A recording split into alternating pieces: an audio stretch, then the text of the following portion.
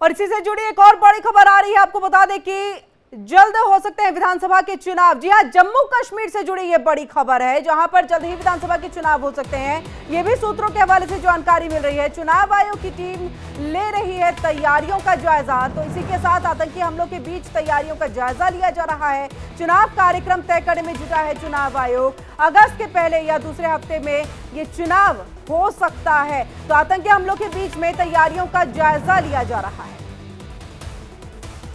और आपको बता दें कि चुनाव आयोग की टीम पूरी तैयारियों का जायजा ले रही है और जल्द ही विधानसभा चुनाव हो सकते हैं जम्मू कश्मीर में। लेकिन इनके बीच लगातार जिस तरह से आतंकी हमले हो रहे हैं, इन सब के बीच चुनाव आयोग भी सक्रिय नजर आ रहा है ताकि विधानसभा चुनाव जम्मू कश्मीर में जल्द से जल्द हो। और चुनाव कार्यक्रम तय करने में जुटा है चुनाव आयोग।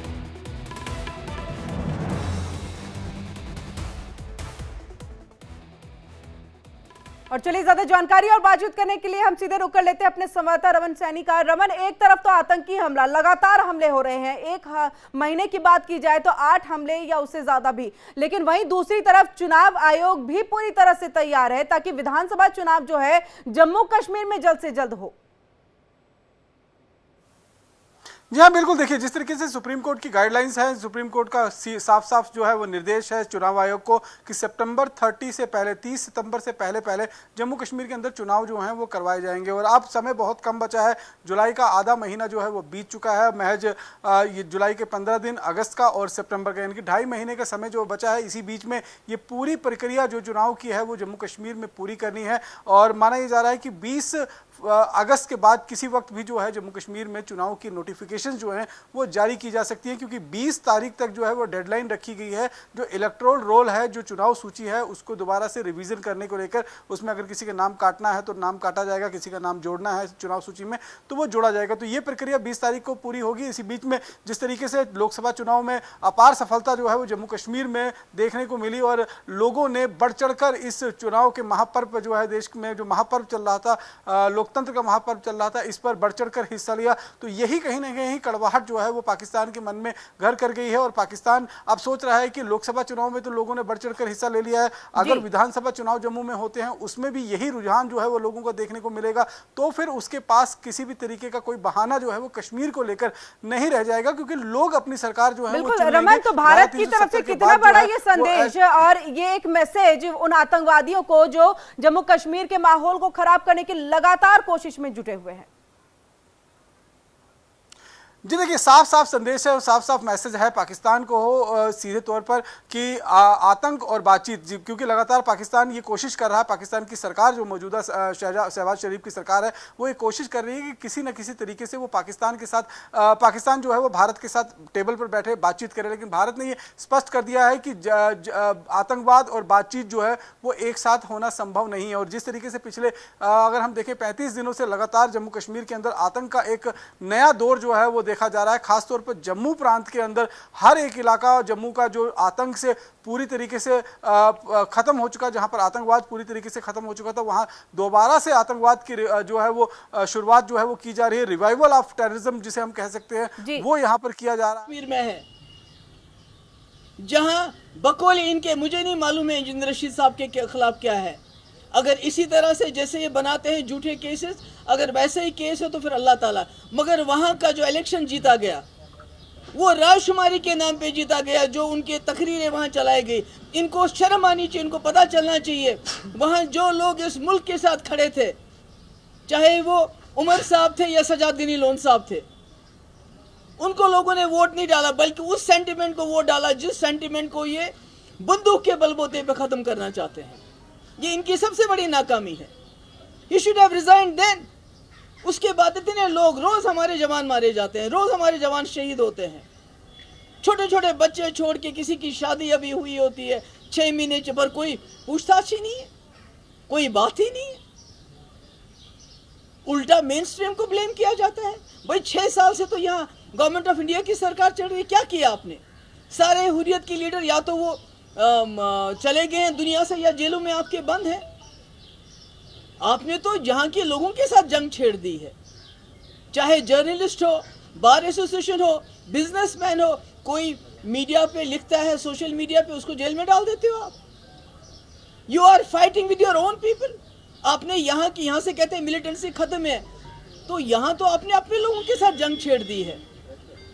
लोग तो दर बदर फिरते हैं, अगर किसी को नौकरी मिल भी जाती है तो वेरिफिकेशन उसको नहीं दे। तुम्हारा जो कोई बाप का रिश्तेदार था, मिलिटेंट था, वो चाहे वो जान भाग क्यों ना हुआ हो, किसी को पासपोर्ट नहीं देते हैं। सारा निजाम बिगाड़ के रखा है। We don't need a fixer, we need a DG here. और ये डीजी को ये समझना चाहिए, यहाँ जो एलजी साहब हैं, कि यहाँ पर जो पूरे मुल्क से जवान आते हैं अपनी ड्यूटी करने के लिए, वो यहाँ से ताबूत में वापस चले जाते हैं। और इसका रिस्पॉन्सिबल कौन है? अगर आप कहते हैं मिलिटेंसी खत्म हुई है, तो जम्मू ये क्या हो रहा है? ये जम्मू में इतने लोग क्यों मारे जाते हैं? मुझे लगता है कि ये इसका नोटिस होम मिनिस्टर को लेना चाहिए, इसका नोटिस डिफेंस मिनिस्टर को लेना चाहिए, और उनको यहाँ रिस्पॉन्स, बिकॉज पिछले 32 मंथ्स में, खासकर जब से ये डीजी साहब आए हैं, सबसे ज़्यादा कैजुअलिटीज बॉर्डर पे कौन है? बॉर्डर पे क्या हमारे जर्नलिस्ट हैं? हमारा कोई कश्मीरी है, कोई मुसलमान है, कोई बिजनेसमैन है जो बॉर्डर्स को गार्ड हो? आप ही लोग गार्ड करते हो। और जब मिलिटेंट आया तो उसको रोकना किसकी जिम्मेवारी है? वो रीजनल पार्टीज की है क्या? वो उमर अब्दुल्ला की है क्या? महबूबा मुफ्ती क्या है जिसको आप अभी भी ब्लेम करते हो? इन्होंने जी यहाँ पर पाकिस्तान का, आपका नैरेटिव तो 6 साल से चल रहा है, क्या हासिल किया आपने? तमाचा पड़ा आपको नॉर्थ कश्मीर में आपके मुंह पे, जब वहाँ के लोगों ने राजशुमारी के नाम पे उन तकरीरों पे वोट डाला। यहाँ के नेशनलिस्ट फोर्सेस जो पिछले 70 साल से जम्मू कश्मीर को इकट्ठा रखा है, इस मुल्क के साथ जोड़े रखा है, उनको रिजेक्ट कर दिया। तो मुझे लगता है कि डिफेंस मिनिस्टर हो, होम मिनिस्टर हो, उनको इसका नोटिस लेना चाहिए, और जो अकाउंटेबिलिटी फिक्स करके the head should roll. Ma'am DG साहब ने कल कहा कि मेन स्ट्रीम जो है वो कहीं ना कहीं इन्फिल्ट्रेटेड थी, पाकिस्तानी आइडियाज से सिविल सोसाइटी को इन्फिल्ट्रेट किया था, और मेन स्ट्रीम जो है वो हॉबनॉबिंग कर रही थी पॉलिटिकल बेनिफिट्स के लिए, इलेक्शन जीतने के लिए, और सेपरेटिस्ट को पैंडर कर रही थी। बहुत बड़ा एलिगेशन है, और ये किसी पॉलिटिकल ओपोनेंट ने नहीं कहा है, डीजी ने कहा है, डीजीपी ने। मेरे भाई, पिछले 6 साल से मैंने कहा यहाँ बीजेपी का डायरेक्ट रूल है, यहाँ बीजेपी का नैरेटिव चल रहा है, यहाँ सब चंगा है 370 खत्म करने के बाद। यहाँ इनका नैरेटिव चल रहा है, रोज ईडी की, SIU, SIA की रेट्स पड़ती हैं, इनकम टैक्स की रेट्स पड़ती हैं। आप बात नहीं कर सकते हो, कुछ दिखा नहीं सकते हो, सारा इनके कंट्रोल में है। हम तो है ही नहीं यहाँ, सारे मिलिट्री जो हुर्रियत लीडर हैं यहाँ जेलों में हैं या मर गए हैं। तो फिर 6 साल से ये क्या कर रहे हैं? 6 साल से यहाँ लोग क्यों मारे जाएं? नॉर्थ कश्मीर में 6 साल इनकी हुकूमत के बावजूद क्यों लोगों ने प्रेफर किया उस आवाज़ के पीछे खड़ा होना जो।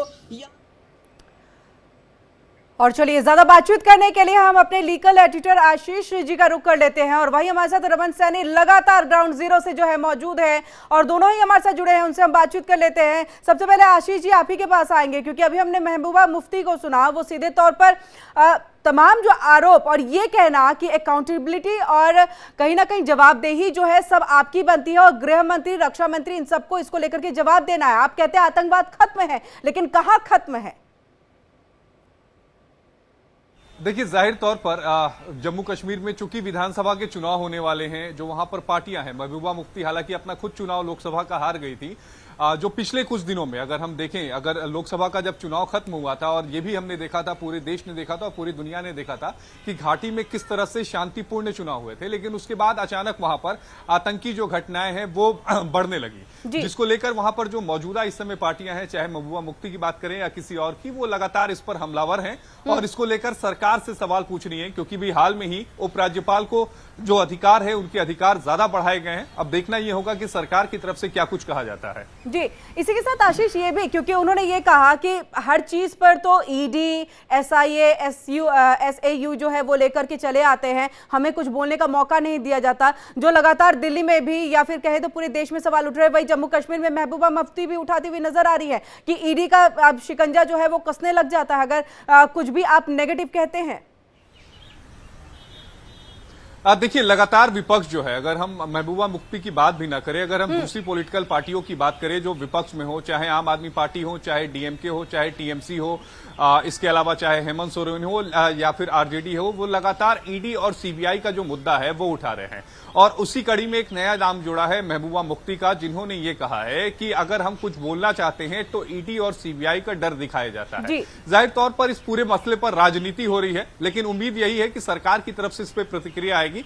क्या आएगी ये देखने लायक होगा। बिल्कुल, इस पर नजर बनी रहेगी। रमन, आपका हम यहाँ पर रुक कर लेते हैं और आप ही से समझने की कोशिश, क्योंकि पीडीपी प्रमुख महबूबा मुफ्ती लगातार कई समय से कह रही थी कि 370 नहीं हटाना चाहिए, इससे कुछ भी संभव नहीं है, जो स्थिति को ठीक करने की कोशिश की जा रही है, कही जा रही है। लेकिन हमने लोकसभा में एक बानगी देखी है कि लोग खुश नजर आए, लोगों ने बढ़ चढ़ करके जो है इस लोकतंत्र के पर्व में हिस्सा भी लिया था। अब विधानसभा का चुनाव, लेकिन उस पर भी सवाल खड़े करते हुए जो है महबूबा मुफ्ती नजर आए। तो वहीं आतंकवाद का जो लगातार खेल चल रहा है, आतंकी घटनाएं जो लगातार हो रही हैं, उस पर भी उन्होंने गृह मंत्री और रक्षा मंत्री से जवाब मांगा। जी बिल्कुल, देखिए निश्चित रूप में महबूबा मुफ्ती जैसे लीडर हैं, उनको एक मौका चाहिए किसी न किसी तरीके से केंद्र सरकार को घेरने के लिए, उन पर किसी न किसी तरीके का आक्षेप लगाने के लिए। तो अगर हम देखें महबूबा मुफ्ती को, तो महबूबा मुफ्ती की जो राजनीति है वो कहीं ना कहीं अलगाववाद से जुड़ी हुई है। अलगाववादी नेता जब कॉल देते थे तो महबूबा मुफ्ती की पार्टी को वोट जो है वो पड़ते थे, और पिछले 4 सालों में धारा 370 जब से हटाई गई है तब से अगर ये देखें तो अलगाववाद को जड़ से जो है कश्मीर घाटी में समाप्त कर दिया गया है। अलगाववाद का समाप्त होने का मतलब यह है कि जो पीपल डेमोक्रेटिक पार्टी की जड़ें थी उसको काट दी गई हैं, क्योंकि वहीं से कैलेंडर और एजेंडा जो है वो निकाला जाता था, और वोट कोई भी फैसला लेना होता था चुनाव लड़ने का या चुनाव में ना लड़ने का, तो वो कहीं ना कहीं जमाते इस्लामिया के जो नेता हैं उनसे जो है सलाह मशवरा जो है वो पीडीपी लेती थी, या फिर अलगाववादी नेताओं से सलाह मशवरा जो है वो लेती थी। जब अब इनका खात्मा हो चुका है तो कहीं ना कहीं उनको लग रहा है कि उनकी जो पार्टी है वो पूरी तरीके से धराशायी हो गई है। बहुत शुक्रिया रमन, तमाम जानकारी हम तक पहुंचाने के लिए। अपडेट के लिए वापस लौटेंगे। तो वहीं आशीष जी, आपका भी बहुत बहुत शुक्रिया हमारे साथ जुड़ने के लिए और तमाम यहाँ पर बातचीत करने के लिए। और इन सब के साथ फिलहाल यहाँ रुकेंगे एक छोटे से ब्रेक के लिए। ब्रेक के बाद भी खबरें लगातार जारी हैं, जुड़े रहिए इंडिया जेवी के साथ।